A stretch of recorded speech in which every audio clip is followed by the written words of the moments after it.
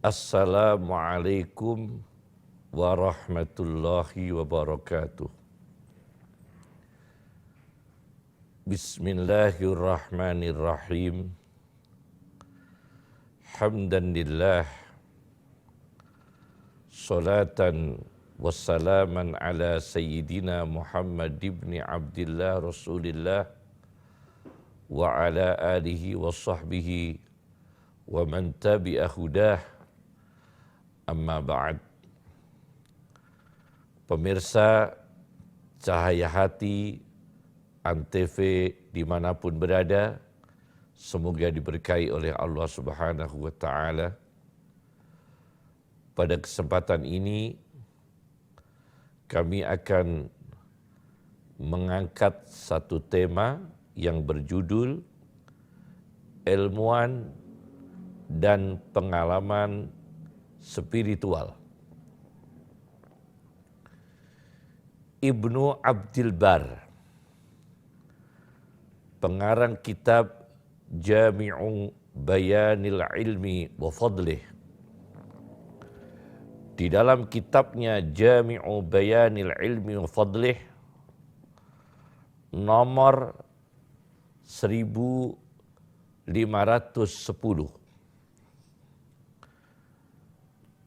Di sini diceritakan satu hadis Nabi Sallallahu Alaihi Wasallam.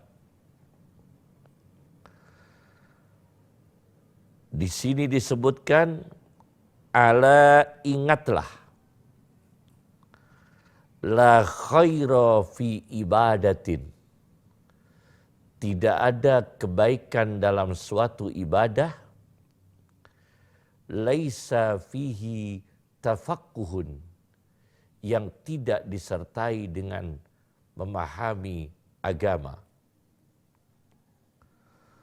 wala ilma laisa fihi tafahumun, dan tidak ada kebaikan di dalam ilmu.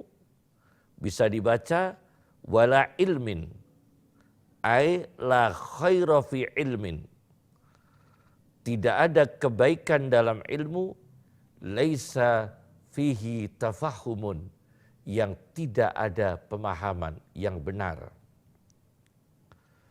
Wala qira'ata, bisa dibaca wala qira'atin, tidak ada kebaikan dalam satu qira'ah, membaca Al-Quran, laisa fiha tadabburun, yang tidak ada tadabbur atau merenungi ayat-ayat Al-Quran yang dibaca.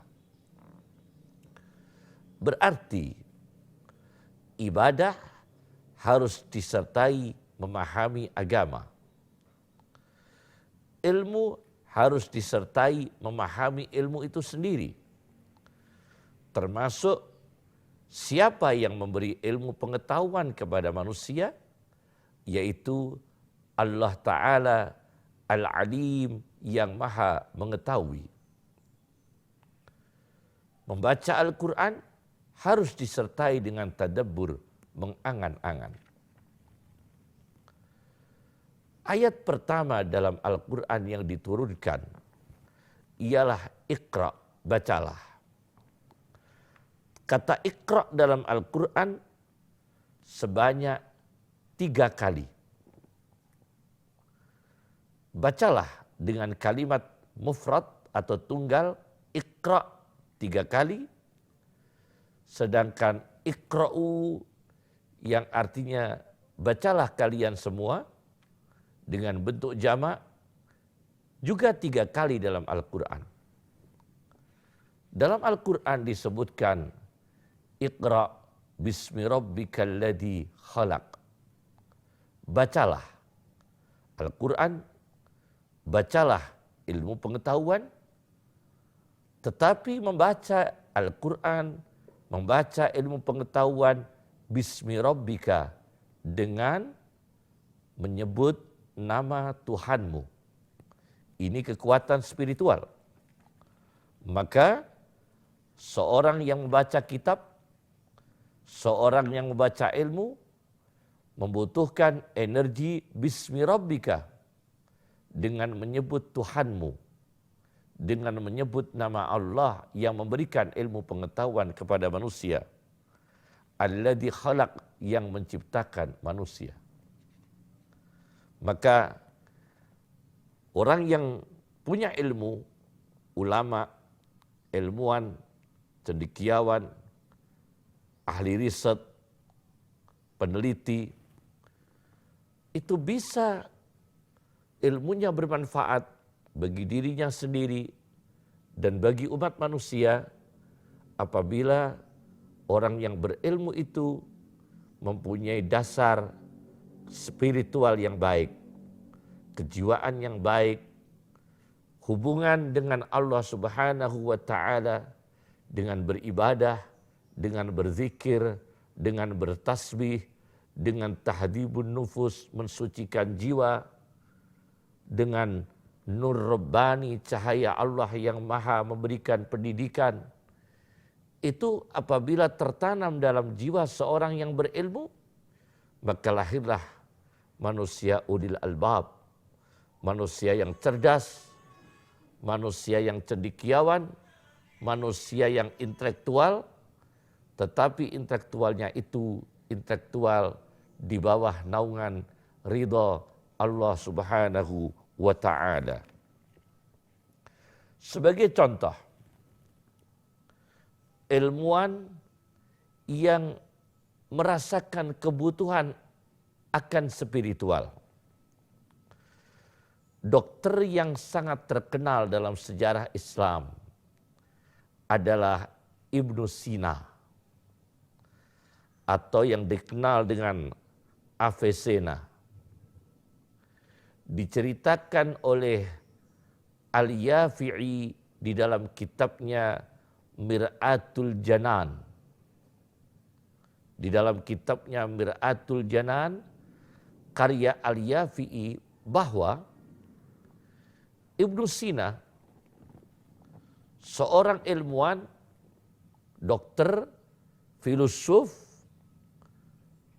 dan saya ingat beliau adalah pengarang kitab yang kami kadang membacanya, adalah kitab Al-Qanun fit Tib, sebuah kitab tentang kedokteran dan pengobatan. Diceritakan di dalam kitab Mir'atul Janan bahwa Ibnu Sina itu pernah mengalami penyakit kulanju.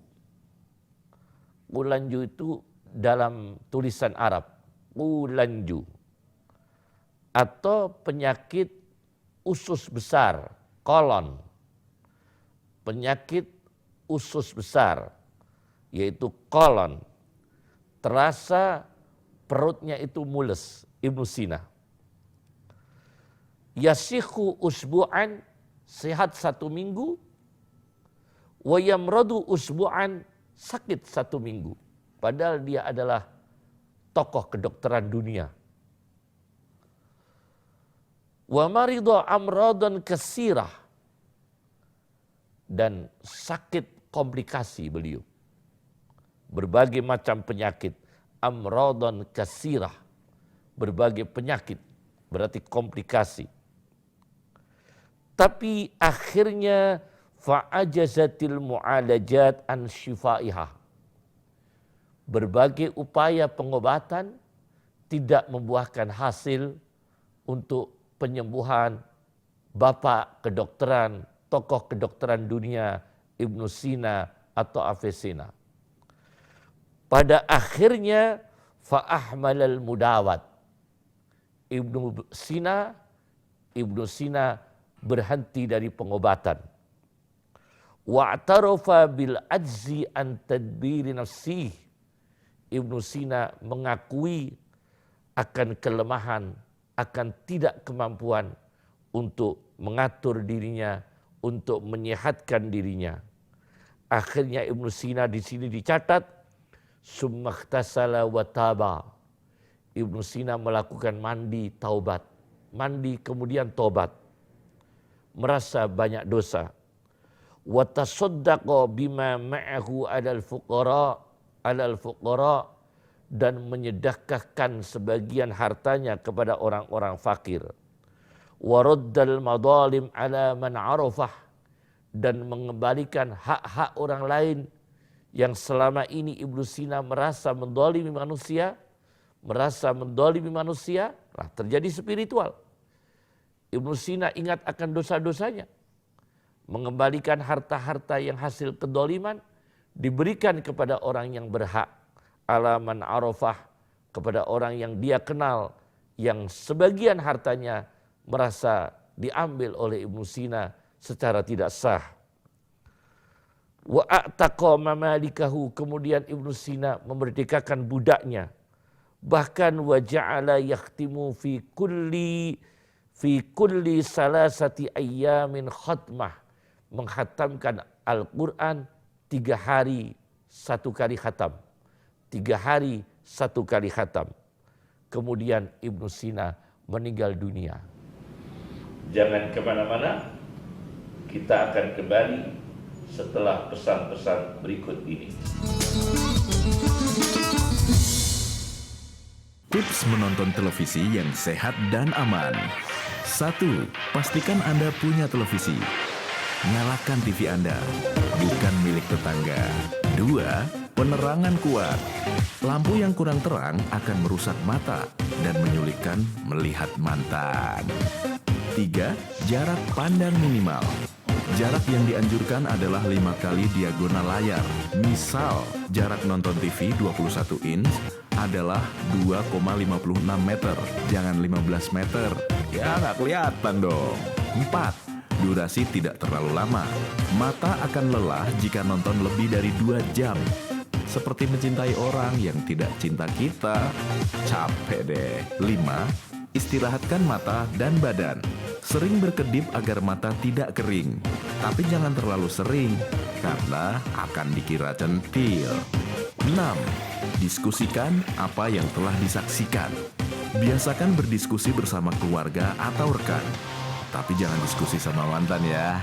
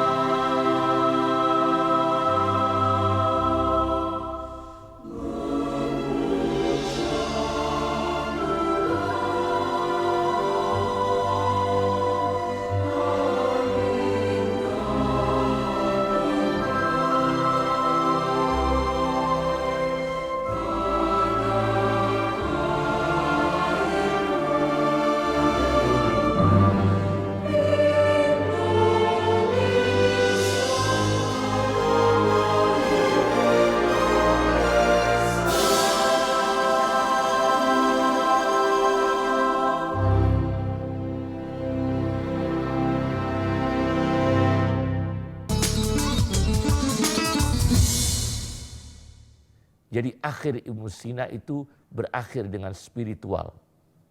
Itulah ilmuwan, maka kita ingatkan kepada para ilmuwan, mumpung diberikan karunia Allah hidup, umur sehat, spiritual, pendekatan diri kepada Allah Subhanahu wa taala, bukan hanya ilmuwan, para guru atau para mahasiswa yang diberikan titipan ilmu dari Allah Subhanahu wa taala, para dosen, para profesor, para dokter untuk segera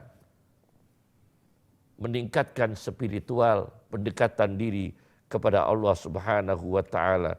Akhirnya Ibnu Sina meninggal dunia pada bulan Ramadan. Itu contoh pertama. Contoh yang kedua,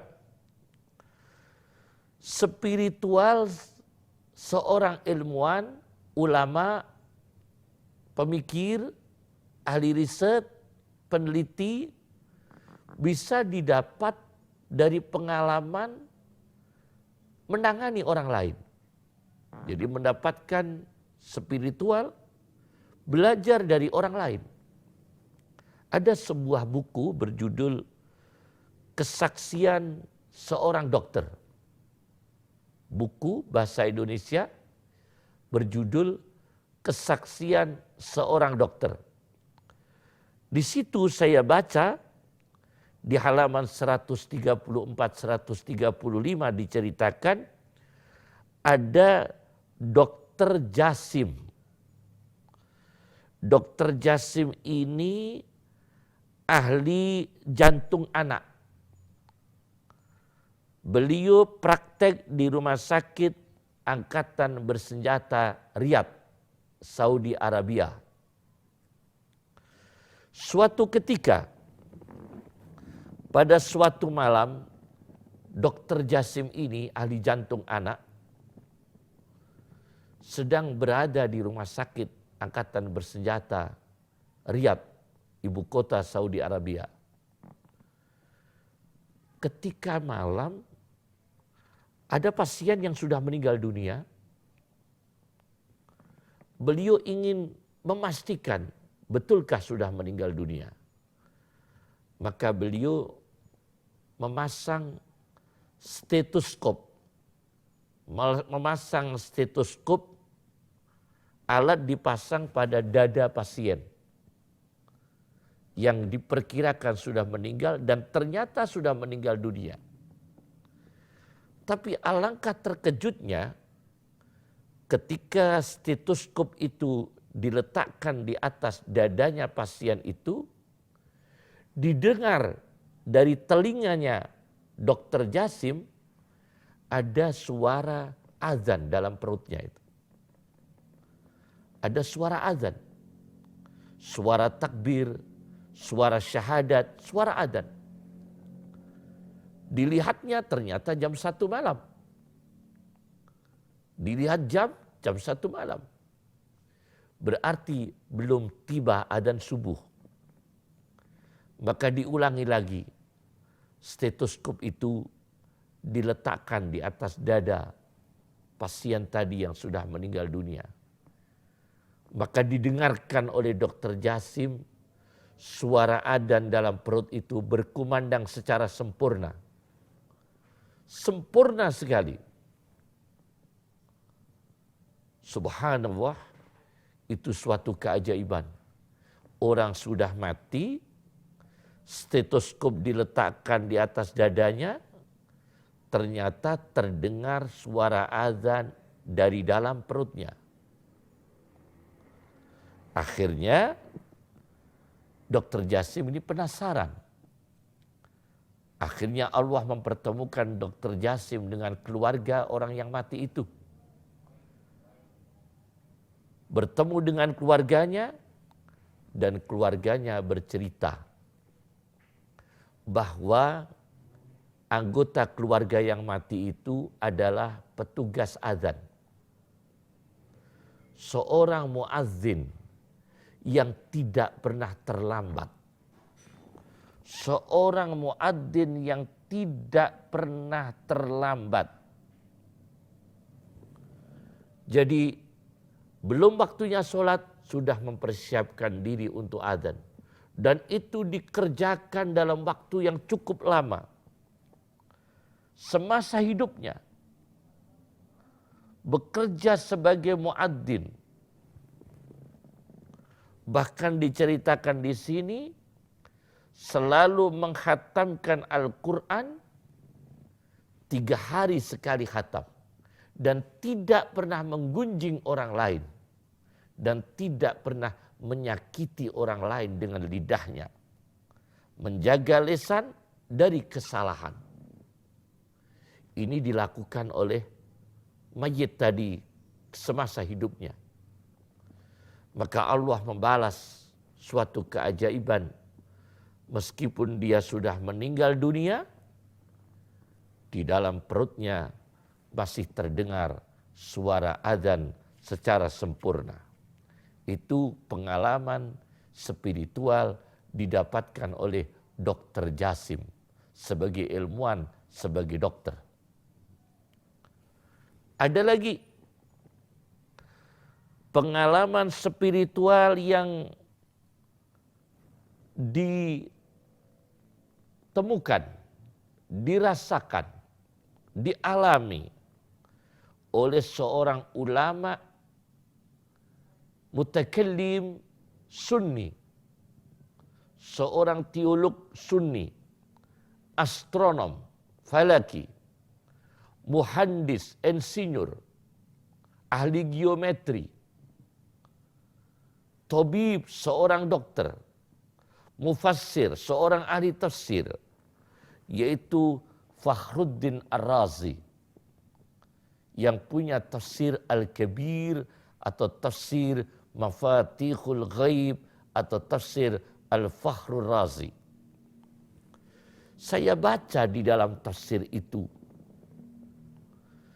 ketika beliau selesai menafsirkan surat Yusuf ayat terakhir, surat Yusuf dalam Al-Quran, bertepatan dengan wafatnya putra beliau. Putra beliau wafat persis menyelesaikan penafsiran surat Yusuf alaihissalam dalam tafsir Al-Kabir, tafsir Fakhrur Razi.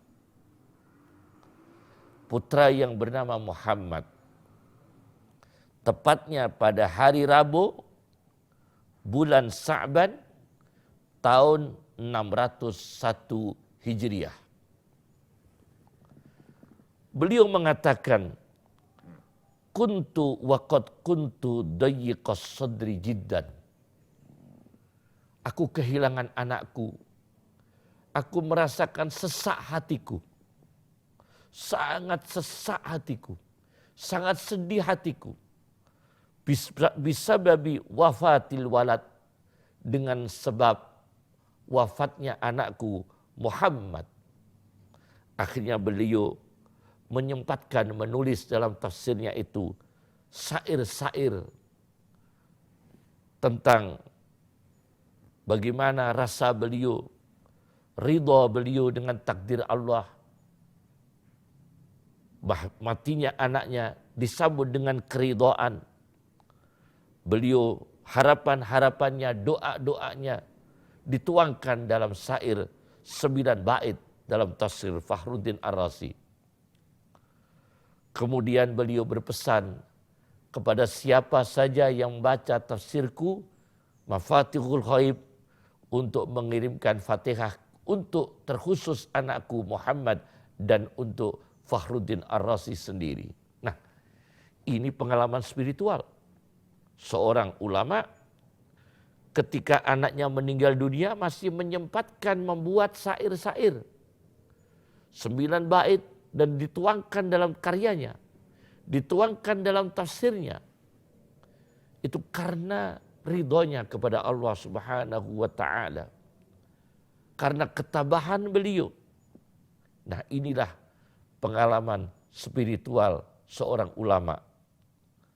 Maka Rasulullah SAW mengingatkan kepada manusia, khususnya yang diberi titipan Allah ilmu pengetahuan, jadilah ulama yang baik, yang ingat akan tanggung jawab sebagai orang berilmu, baik ulama, baik ilmuwan, atau siapa saja yang merasa dititipi ilmu oleh Allah Subhanahu wa Ta'ala, akan bertanggung jawab sebagai orang berilmu di hadapan Allah Subhanahu wa Ta'ala. Rasulullah Shallallahu Alaihi Wasallam mengingatkan dalam satu hadis yang ditulis oleh Imam Al-Ajurri di dalam karyanya Akhlaqul Ulama halaman 64, ada satu hadis, yakunu fi akhiriz zaman ubad, akan ada pada akhir zaman orang-orang ahli ibadah juhal tetapi bodoh. Wa ulama, dan para ulama orang-orang berilmu fusak tetapi fasik, keluar dari taat kepada Allah Subhanahu wa Ta'ala. Sebagai penutup, kami berdoa, Rabbana atina fid dunya hasanah wa fil akhirati hasanah wa qina azabannar.